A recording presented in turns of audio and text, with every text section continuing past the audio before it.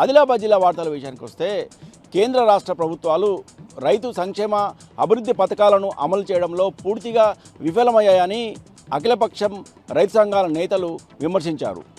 ఈరోజు జాతీయ రైతు దినోత్సవం సందర్భంగా పట్టణంలోని కిసాన్ చౌక్లో రైతు విగ్రహానికి పూలమాలలు వేసి జాతీయ రైతు దినోత్సవం నిర్వహించారు.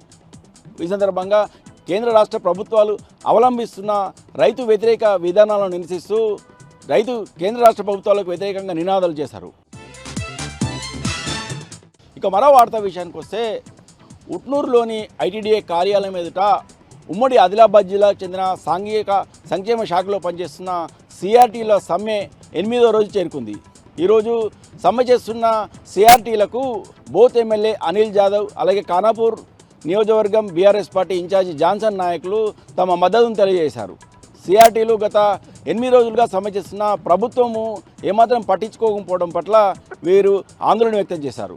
ఇప్పటికైనా సిఆర్టీలకు గత 6 నెలలుగా అందాల్సిన వేతనాలను చెల్లించాలని, అలాగే ప్రతి నెల గ్రీన్ ఛానల్ ద్వారా వేతనాలు చెల్లించే విధంగా చర్యలు తీసుకోవాలని, అలాగే చనిపోయిన వ్యక్తులకు ప్రమాదవశాత్తు చనిపోయిన సిఆర్టీలకు 20 లక్షల రూపాయల నష్టపరిహారం అందించాలని ఈ సందర్భంగా బోత్ ఎమ్మెల్యే అనిల్ జాదవ్ అలాగే ఖానాపూర్ నియోజకవర్గం BRS party incharge Johnson Naik demand చేశారు.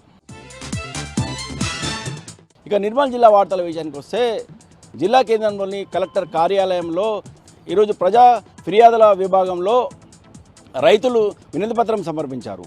ఖానాపూర్ మండలం బావాపూర్కు చెందిన రైతులు కలెక్టర్ కార్యాలయానికి వచ్చి జిల్లా కలెక్టర్ అభిలాష అభినవ్కు వినతిపత్రం సమర్పించారు. తమకు రుణమాఫీ కాలేదని, గత 6 నెలలుగా రుణమాఫీ కోసం ఎదురు చూస్తున్నామని, 1వ విడత 2వ విడత 3వ విడత 4వ విడతలలో కూడా తమకు రుణమాఫీ జరుగుతుందని ఎంతో ఆశతో ఎదురు చూస్తామని, అయితే తమ గ్రామంలో మొత్తం 110 మంది రైతులు కుటుంబాలు ఉంటే కేవలం 40 మందికి మాత్రమే రుణమాఫీ జరిగిందని, మిగతా 70 మంది రైతులకు రుణమాఫీ జరగలేదని ఈ సందర్భంగా జిల్లా కలెక్టర్కు పేర్కొన్నారు. ఇప్పటికైనా ప్రభుత్వం వెంటనే స్పందించి తమకు రుణమాఫీ జరిగేలా చర్యలు తీసుకోవాలని ఈ సందర్భంగా రైతులు ప్రభుత్వాన్ని డిమాండ్ చేశారు.